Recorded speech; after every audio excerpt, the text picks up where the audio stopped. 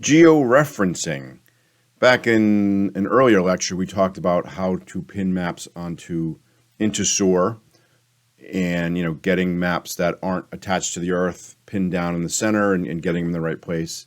And I had mentioned a way to do this more professionally. It's called georeferencing, right? So I'm going to show you how to do that in the two main ways that people do this through GIS programs. One is QGIS and the other is ArcGIS Pro. And the subsequent two lectures are going to show you, walk you through that and how to do that. So, but really what georeferencing is just pinning a map that is not attached to the Earth and pinning it down to the Earth. So let me show you an example here. Here's one of an old map of Perth, Australia, downtown area from likely the early 1900s. So, computers weren't around then, obviously.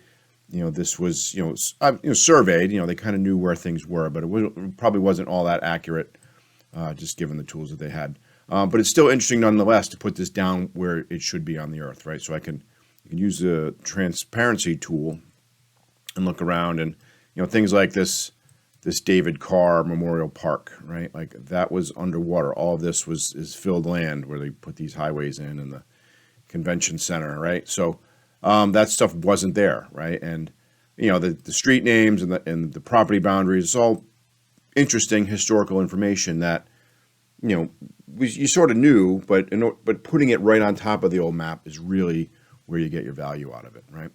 So that's a good example. Another good example here. We've got this image of the flood in Kharkova Dam in Ukraine, kind of showing the places that were flooded and, using various satellite images together and putting them, it's a neat map on its own, but if you can lay it down onto the Earth exactly and use the slider, now you really get some good functionality. You kind of see exactly where the real damaged areas are and the flooded areas, right? So, great tool to have, georeference, and kind of the bigger picture on all this is, Soar is going to take all these maps and get them up into the world, and there are millions of maps out there that are just digital files that are not GeoTIFF files.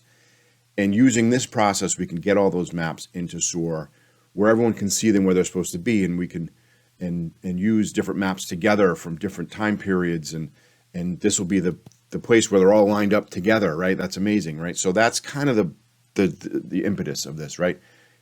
Getting a lot of all these maps that aren't attached to the Earth, put them onto the Earth, lining them up, kind of one of the many great benefits of GIS, and Soar is going to deliver it to the world, right? So that's kind of my point here.